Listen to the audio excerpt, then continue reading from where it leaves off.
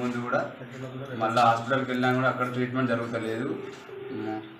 చాలా ఇప్పుడు ప్రమాదకరంగా ఉంది కుక్కలతోని. సరే ఇక్కడ ఇప్పటికన్నా కుక్కల బిడ్డ తొలగించాలని కోరుచున్నాం.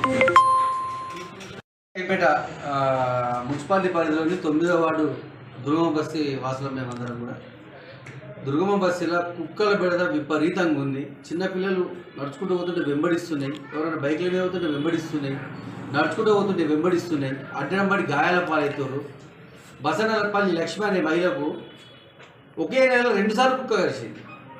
అంటే ఏంది అంటే ఎవరైనా చనిపోతే తప్ప మరి మున్సిపాలిటీలు పట్టించుకోరా, ప్రభుత్వం పట్టించుకోరా? ఇది గతంలో కూడా కమిషనర్ గారి దృష్టికి నేను తీసుకెళ్ళడం జరిగింది. పత్రికల వార్తలు కూడా వచ్చాయి కుక్కల బెడద గురించి. ఆయన వివరణ అడిగితే కుక్కల గురించి చర్య తీసుకునే అధికారం మాకు లేదు, మా చేతిలో ఏం లేదు అంటే తప్పించుకోవడం. అసలు ఆయన డ్యూటీ చేస్తున్నా చేస్తున్న సంగతి కూడా తెలియదు. టైం 11 అయిపోయింది. ఇప్పటికీ మున్సిపాలిటీలో కమిషనర్ లేడు, మేనేజర్ లేడు.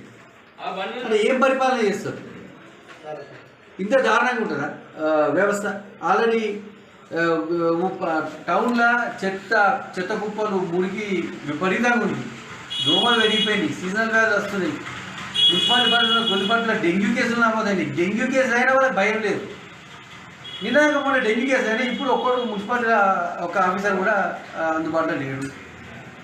ఎక్కడికి పోయారంటే మున్సిపాలిటీ సమాచారమే లేదు. ఎవరు వాళ్ళు ఎప్పుడు వస్తారు? మేము వచ్చినాం, ఆయనకు ఒక పిటిషన్ ఇద్దామని వచ్చినాం, ఒక దరఖాస్తు.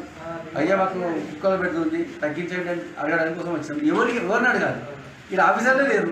వాళ్ళని అడిగితే వాళ్ళకి తెలియదట, ఎటువైనా మాకు తెలియదు.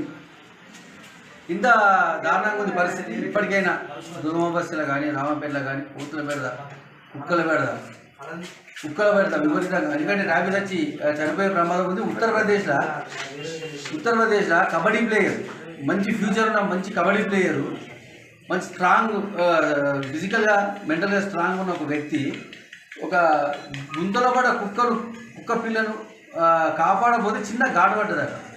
చిన్న ఘాటు